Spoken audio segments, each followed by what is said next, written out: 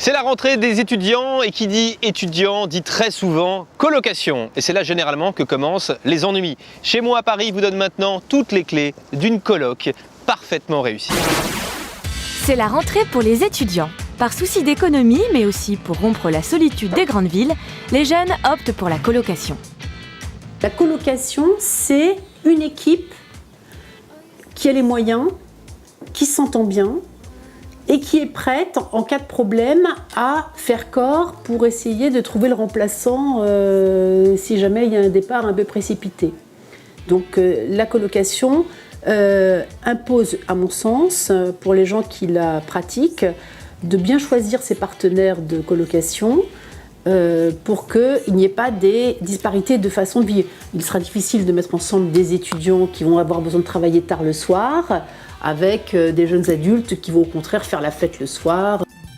Vous avez trouvé le colocataire idéal, reste à trouver l'appartement. Louer à plusieurs n'est pas évident, c'est donc essentiellement sur Internet qu'on trouve des sites spécialisés. Vous avez enfin trouvé ? Avant de signer le bail, vérifiez si une clause de solidarité est prévue.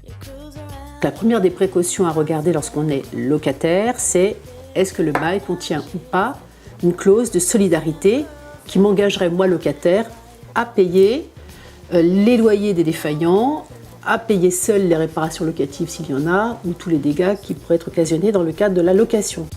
Ça ne vous effraie pas ? Vous êtes toujours candidat à la colocation ? Alors une dernière précaution est à prendre. La première des précautions à prendre quand on est colocataire, c'est prendre une petite assurance à titre individuel pour que dans l'hypothèse, encore une fois, d'un incendie par exemple, les locaux soient assurés et que la personne ne soit pas débitrice des conséquences de l'incendie sur ses propres deniers si jamais elle n'était pas assurée.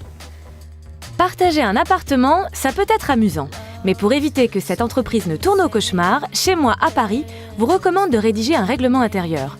Un document signé par tous qui prévoit le partage des pièces communes, l'entretien de l'appartement ou encore la fréquence des invitations. Afin de mettre toutes les chances de votre côté pour réussir votre colocation, récapitulons. Choisissez des colocataires qui ont le même rythme de vie que le vôtre. Vérifiez si une clause de solidarité est prévue dans le bail.